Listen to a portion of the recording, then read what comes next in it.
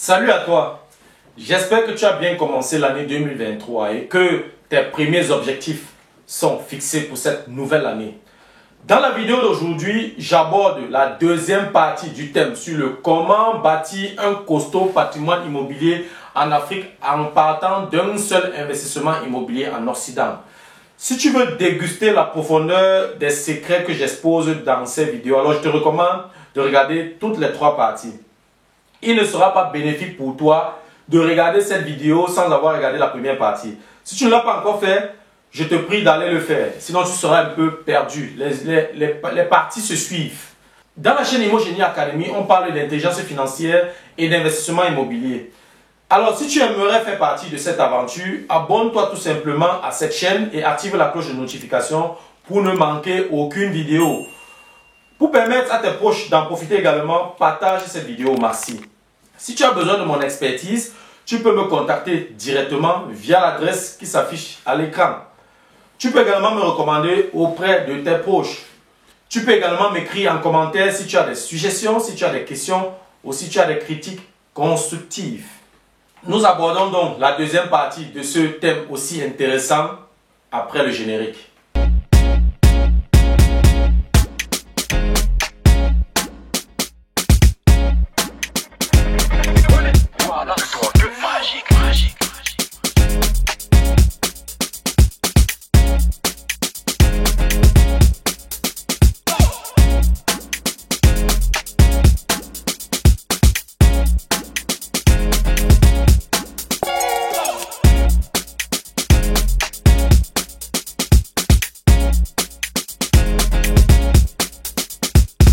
Comme j'ai dit tout à l'heure dans l'introduction, nous allons traiter la deuxième partie de ce thème.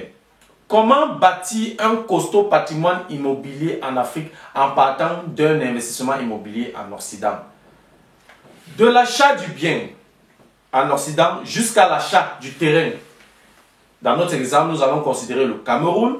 Laissons 2 ans passer. L'appartement en Occident te génère un revenu locatif de 720 € par mois. Ce qui te permet de payer la mensualité à la banque, de payer les frais d'entretien du bien et de mettre une petite réserve de côté pour les éventuels problèmes dans le futur. Donc, tu as un cash flow nul. 2 ans sont passés. Pendant ces 2 ans, tu as pu épargner encore 1000 €. En 24 mois, ça fait 24 000 € que tu as mis de côté. 1 an après l'achat du bien immobilier, tu as reçu donc de l'administration fiscale 42% multiplié par 25 000 €, c'est-à-dire 10 500 €.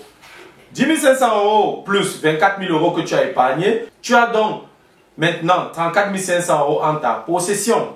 Pendant les 2 ans, tu payes tes mensualités à la banque sans difficulté, naturellement avec l'aide du locataire, parce que tu utilises le loyer que le locataire te verse pour payer donc tes mensualités à la banque. Donc, aux yeux de la banque, tu es crédible, tu as une bonne solvabilité et la banque peut davantage te faire confiance. Quelle est donc la stratégie? Après les 2 ans, tu vas faire une demande de financement pour la modernisation de ton bien auprès de plusieurs banques. Je te déconseille de demander le financement pour la modernisation de ton bien auprès de la banque qui te finance actuellement.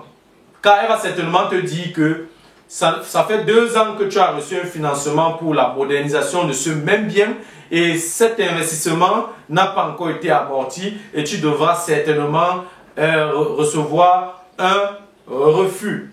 C'est pourquoi je te déconseille de faire cette demande à la banque qui te finance actuellement. Tu vas donc faire une demande de 50 000 € pour 120 mois, mais que tu pourras rembourser la totalité à tout moment sans toutefois payer les indemnités de remboursement anticipé à la banque. Ce crédit est considéré comme un crédit à la consommation avec un taux d'intérêt un peu plus bas. Puisque tu prends le crédit pour la modernisation d'un bien, c'est un crédit à la consommation parce qu'il n'y a pas de sécurité, tu ne vas pas hypothéquer, mais le taux d'intérêt ne sera pas comme un crédit à la consommation, le taux d'intérêt sera un peu plus bas. Pour ce crédit, tu as juste besoin du registre foncier. Sans ce document, tu ne pourras pas obtenir le financement. Voilà, tu fais donc une demande de 50 000 euros, tu avais déjà 34 500 euros de côté. Tu as maintenant 84 500 euros en ta possession, c'est-à-dire environ 56 millions de francs CFA.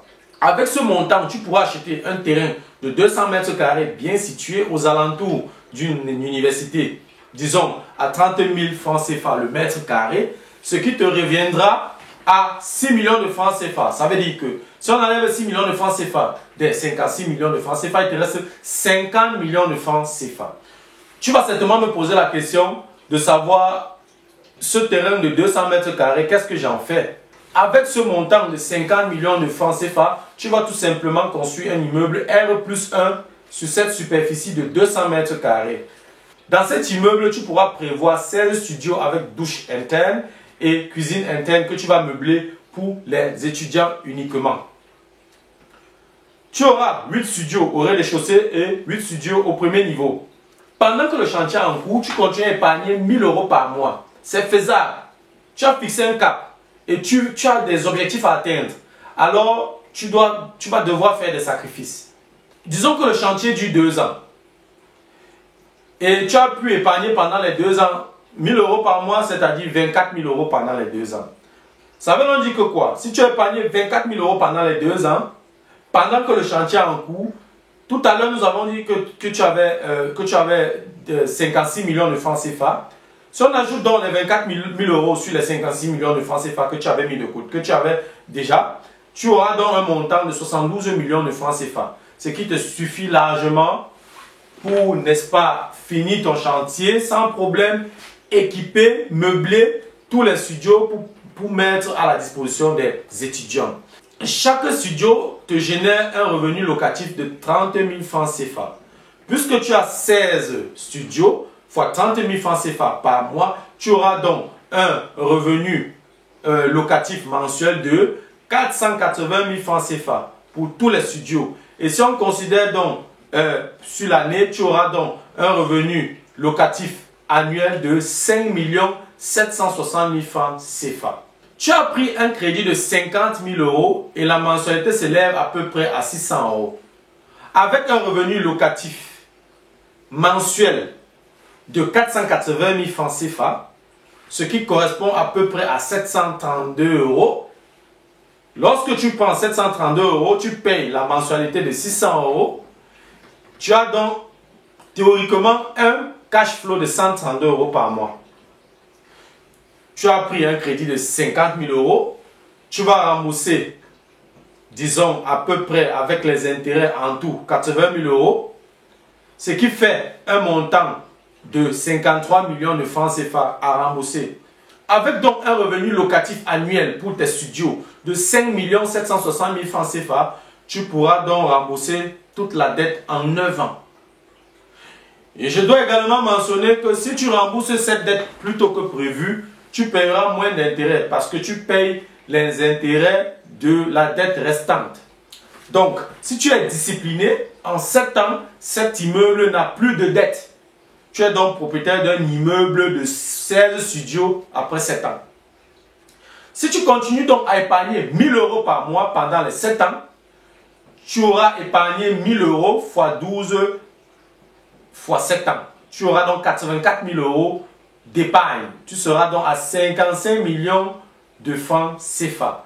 Ce qui te suffira largement pour construire un deuxième immeuble R+1 sur 200 mètres carrés où tu vas prévoir également 16 studios pour les étudiants.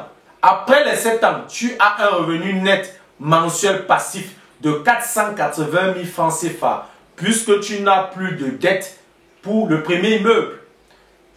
Et tout ceci avec un seul appartement que tu as acheté en Occident. C'est ça la puissance de la bonne dette.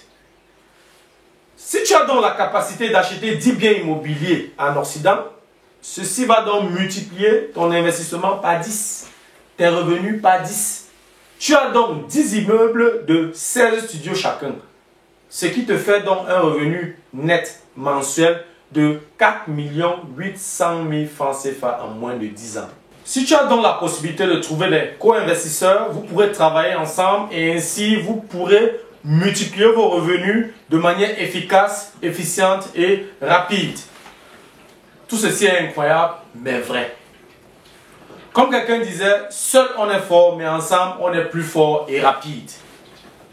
Mais avant d'implémenter un tel projet, rassure-toi du contrôle pendant la réalisation du projet. Et surtout, cherche à nouer les contacts avec les autorités locales. C'est très important. Si tu n'es pas au four et au moulin, si tu ne contrôles pas la réalisation de ton projet, tu vas te voir en train de dépenser deux fois, 3 fois plus que ce que tu devrais dépenser. Et une fois que les chantiers sont achevés, exige les loyers annuels et signe les contrats de bail avec les parents d'étudiants ou les tuteurs d'étudiants. C'est très important. Là, tu pourras éviter certains frottements avec les étudiants. Contrat de bail avec les parents, contrat de bail avec les tuteurs et les loyers annuels. C'est très très important. Nous constatons donc très vite que le problème pour sortir de la pauvreté n'est pas un problème d'argent, mais plutôt un problème de mindset et de stratégie d'investissement. Si tu veux aider un pauvre, ne lui donne pas de l'argent, mais donne-lui plutôt de la connaissance, du mindset et de la stratégie. Partage au maximum cette vidéo pour permettre au continent d'avancer. Ces investissements génèrent des emplois et contribuent au développement du continent. Partage cette vidéo pour permettre à tes compatriotes de profiter de la puissance de la dette. Voilà, c'était tout pour la deuxième partie. J'espère que cette vidéo t'a plu et que tu as pu apprendre quelque chose.